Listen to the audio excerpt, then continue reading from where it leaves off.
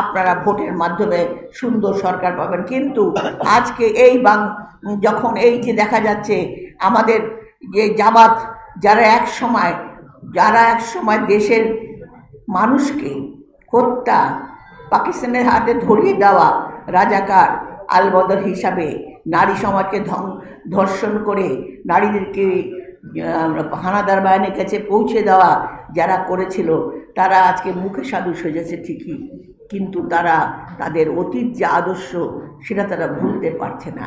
তাই আজকে তারা আবারও ক্ষমতায় আসার জন্য আমাদের যে এতদিনের সংগ্রাম, এতদিন যে আমরা আন্দোলন করেছি, সেই আন্দোলনকে ধ্বংস করার চেষ্টা করছে নির্বাচন বন্ধ করে দিয়ে। তারা হয় পিছিয়ে দেবে, না হলে দেশে অস্থিতিশীল অবস্থা সৃষ্টি করবে।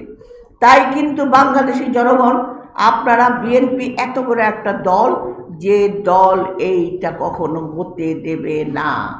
মানুষে ভোট দেবে, জবাবদিহিমূলক সরকার প্রতিষ্ঠা হবে, এটাই আমাদের প্রতিজ্ঞা। বাংলাদেশের জনগণ বোঝে কিনা আমি জানি না। শুনেছি কোনো প্রতীক ছিল না, প্রতীক থাকবে না, দলের বিরুদ্ধে দলকে ভোট দেবে। আমি যদি আমার ভোটের অধিকার, আমি যদি আমার পছন্দ মতো লোককে ভোট দিতে না পারি, তবে সেই ভোট আমি কেন দেব? আমার তো ভোটের অধিকার রইল না। এই লক্ষ্যে তো আমরা এতদিন আন্দোলন করেছি, ভোটের অধিকারের মধ্য দিয়ে সত্যিকারের জনগণ সরকার প্রতিষ্ঠা করা।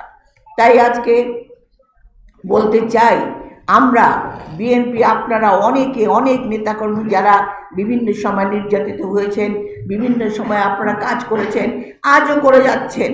আপনাদের মনের মধ্যে এখনো একটা গণতন্ত্র রক্ষা হবে।